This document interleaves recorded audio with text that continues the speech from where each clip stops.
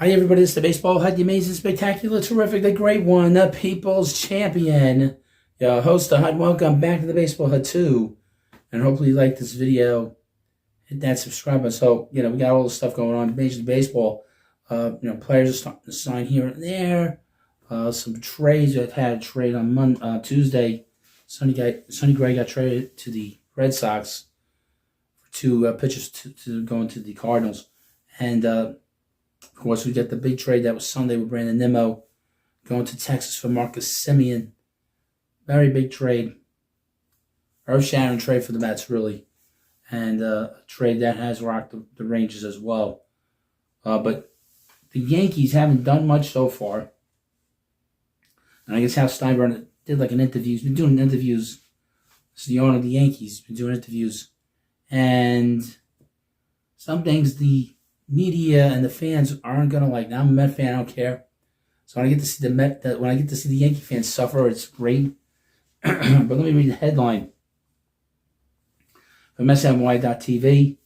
Yankees owner Hal Steinbrenner says it would be ideal to lower payroll for 2026 season. Yankees owner also contested claims of franchise's profitability. Okay.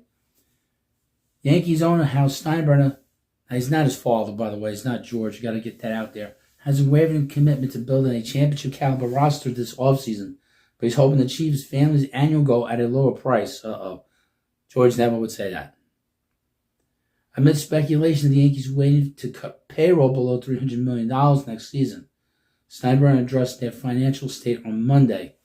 Admitting to reporters via video call, he preferred to see their 2026 season number drop. What he didn't divulge, however, was a budget or dollar range the Yankees are operating under as baseball's hot stove rises in temperature.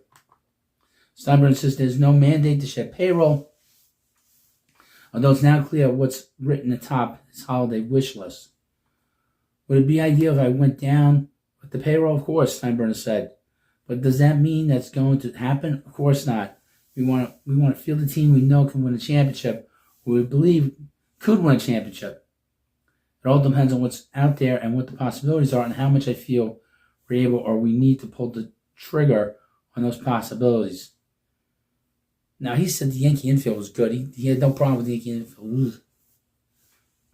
Steinbrenner contended the Yankees' payroll in 2025 was $319 million, not far from a $323 million figure analyzed by Cots Contracts. At the moment, their payroll is $283 million, according to Cots, and this number includes millions projected toward the league's competitive balance tax. The Yankees eclipsed the top luxury tax threshold in the last two seasons by retaining out for the Trent Grisham, which a lot of people were not happy about. A lot of fans were not happy that they gave him a qualifying offer. Because then he went on the market and did not get anything close to it. He had a career year. He never came close to 34 home runs up until this year. Some fans are not happy that they did that. And obviously he took the $22 million qualifying offer and re-signed reliever Ryan Yarbrough to a one-year, $2.5 million deal last week. Bringing back lefty slugger Cody Bellinger would easily push the Yankees back over $300 million. Steinbrenner declined to comment on their free agent pursuits, but Bellinger is a top priority. He has a lot of suitors now. Because the Mets are all in on getting another outfielder because they traded Brandon Nimmo.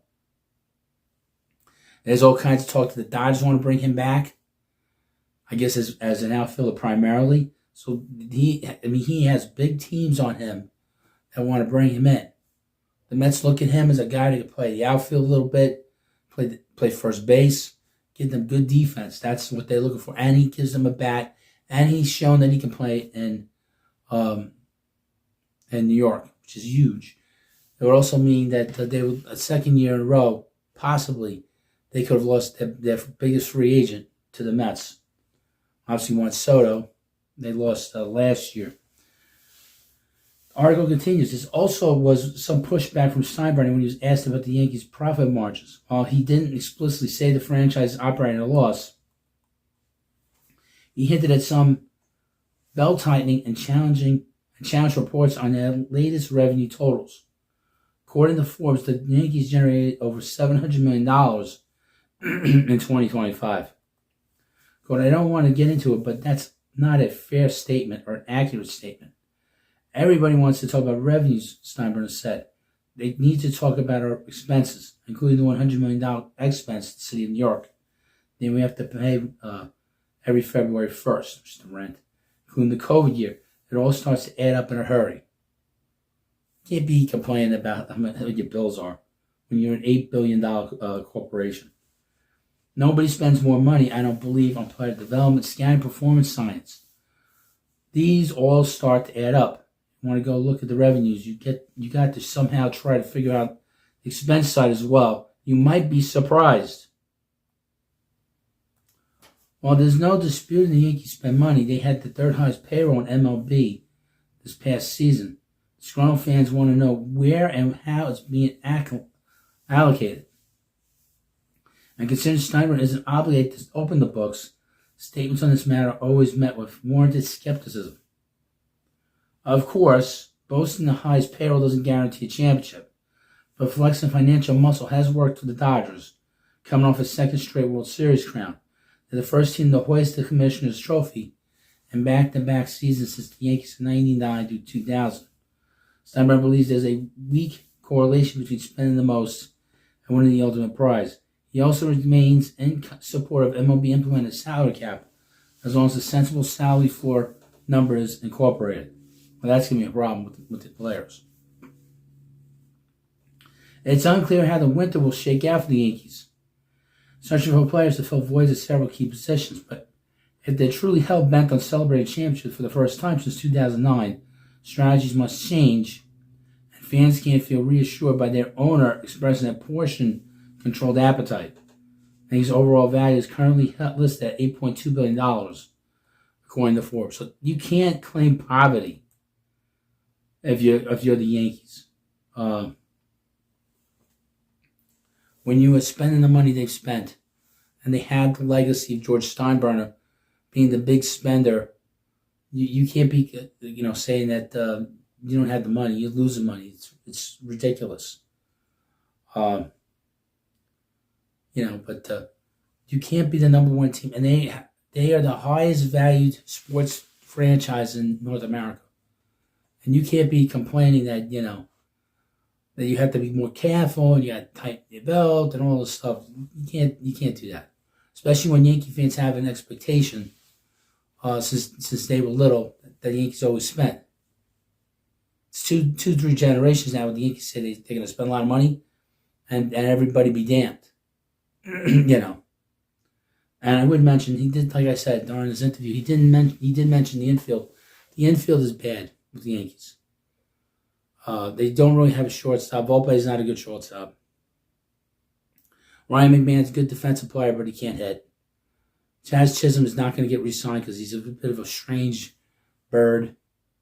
And what are they going to do, play Ben Rice the first part of the time? Some of it, they did not really. The biggest thing the Yankees need to do, and I've said this, and they probably should think about doing this, is trade Giancarlo Stanton. Trading him somewhere, eat some of that money, and get him out of the pinstripes. Because him on that roster has really hurt them in terms of what they need to do. I think that particular contract probably hurt them in re-signing Juan Soto.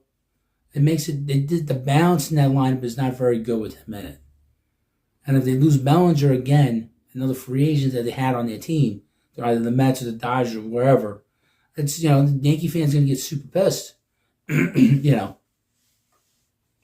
fans going to get very angry if Bellinger goes to the Mets. And, of course, they'll have a meltdown, saying, well, let him go to the Mets. The Mets aren't going to the postseason again.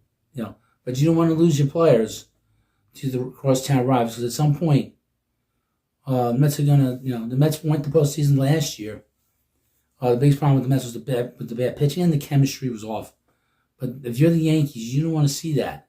So you can't have your owner complaining about the money that they're spending and then pointing out, the scouting department, the city.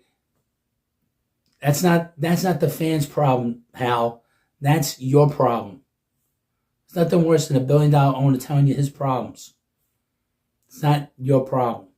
It's not my problem. It's Hal Steinbrenner's problem, and all the people that are that own the team. So, thank you for watching this video. Of course, please subscribe to Baseball Hut 2, and I'll see you later.